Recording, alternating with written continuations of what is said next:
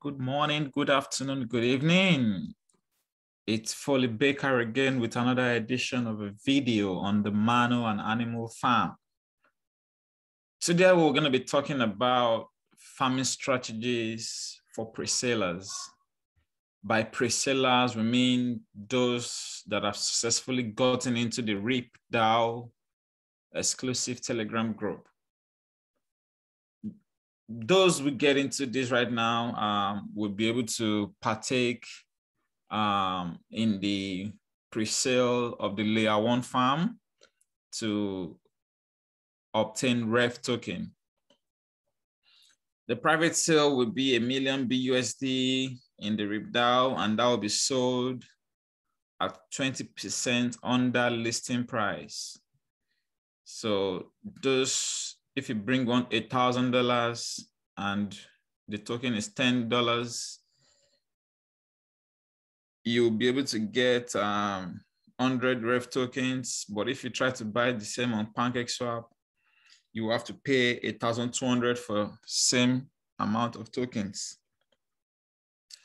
Alrighty, so we want to let you know that for the pre-sellers, you don't need to come here, I guess.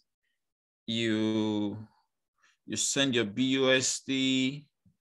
I mean, we've not been told the way to go about it, so I'm not going to be passing on wrong information here.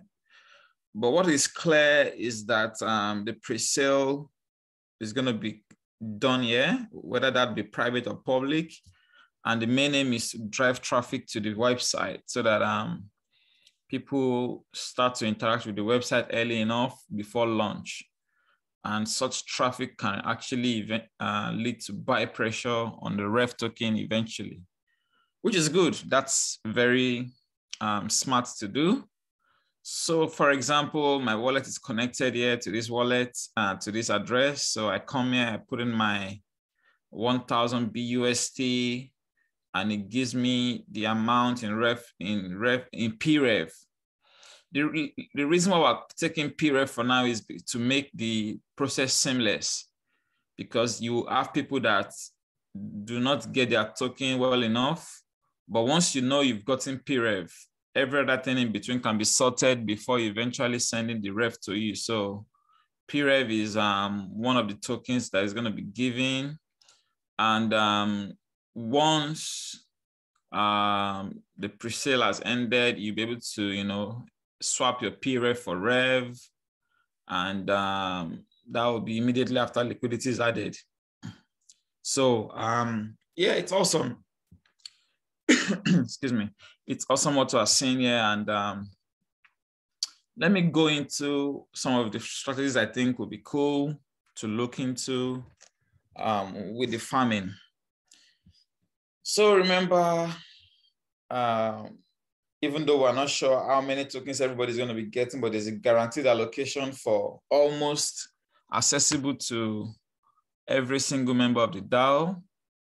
And even though we don't know the full details, but we know we're going to be tentatively having access to that on the 14th of October, 2021. And what that means is that, you don't need to rush everybody within a given window of time. You can send in your BUSD and get your PREV with ease, no rush. And that's on that 20% listing price. Anyway, so after getting your tokens, what are you going to do? Some people will get their ref token, and the first thing and the easiest play, low risk, easiest play for those that are very busy working and all that, is when you get your ref tokens from the pre-sale, just take that ref token straight into the single asset staking pool to earn BUSD. That's it. Because remember, the pre-sale funds, 10% is going to be going to development, 20% to marketing, 30% to the rewards pool, and 40% for the liquidity. So you want to get your ref tokens, and a low risk play is just to stake it to get what? To earn BUSD. And what you can do again and again, maybe on a daily or every other day, is to take that BUSD and throw in the drip liberator to, you know, make some drip BUSD farm. The other thing you want to do is you want to throw a lot of BUSD into the drip liberator so that you create drip BUSD LP pool. Why is this very helpful? You don't pay any tax on this because it's going to route it through the liberator to PancakeSwap, thereby avoiding the tax you normally pay because of the tokenomics of drip. You put that into either the farm, which I think is less risky because, I mean, you have 100% access to your LP tokens, or you drop it into the drip miner. This is more risky in my opinion because you tend to lock up and lose access to 100% of your LP tokens. And all you rely on is a 3% daily ROI that comes from locking up all of your drip BUSD. You can wash, rinse, and repeat. And the more drip BUSD you get, if you can get into this one early enough, then the more you can add to your drip BUSD in the farm and even earn more rev. At the end of the day, you want to earn as many rev as possible. Another thing you might even want to do is you can get your rev tokens in the pre-sale. You stake that rev tokens to earn BUSD. You use that BUSD to catch any other dip in revs, to buy more revs and stake, you know, just wash, rinse, and repeat in that manner. But one thing is clear, and that thing is the fact that you want to get as much rev token as possible because you're going to be needing that as the pre-sale currency in the animal farm, which is like the one is that's going to be lasting longer than L1, because layer 1, where you are having access to rev tokens, is going to last for just 14 days. So be careful not to start adding BNB BUSD, paying deposit fee, and not being able to make that deposit fee within the 14-day period. I know a lot of DGen farmers will be doing this, so I'm going to be touching on that when I'm talking about the farming strategies for DGen farmers that want to use non-native tokens. What is the high risk play? And why is this a low risk play? It's a low risk play because you can prevent impermanent loss, okay, from rev going up in price and BUSD being stable. You get a lot more value for your rev tokens when you put it in a single asset staking pool, okay? But when you start pairing it up with BUSD in a high risk play, what happens is you get exposed to impermanent loss. The other reason why this is a low risk play is because it takes less energy and it diversifies your risk. So why it takes less energy is because now you don't have to pay it up with anything. You just dump it straight into the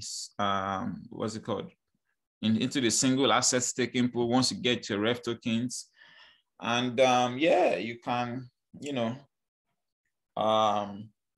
do well with it. But one way to diversify your risk is to now take some BUSD to throw into the drip liberator, create some sort of drip BUSD LP, and then use that to farm rev tokens. All right, enough on the low risk play, which I think a lot of people would want to do. But the high risk play sometimes is to take those rev, pair with BUSD to create rev BUSD pool. Why this is a high risk play?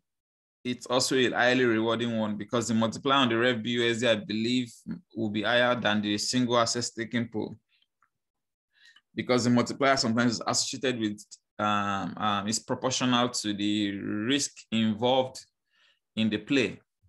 So you take this rev, you pair with BUSD to create rev BUSD LP to earn more rev. Remember, in this case, you are going to be exposed to impermanent loss, but all that BUSD N plus your dry powder, which is your BUSD, can be thrown in the drip liberator to keep making drip BUSD LP and farm with it to earn more rev tokens. You can then wash, rinse, and repeat. So in both cases, what you are really doing is you're making as many rev as possible so that you can have a bigger share in the layer 2 farming to buy pig again at 20% under listing price. Hope this video helps. Like, comment, and don't forget to subscribe. This helps with the algorithm and actually helps with the notification. Turn on your notification bell so that any other video I do going forward with these farms, you'll be able to up on it. Thank you very much. Hope this is helpful. I hope to hear your comments in the comment section about what you think about this. Share your thoughts, and I'll see you in the next video. Thank you. It's Foley Baker, your boy. Peace.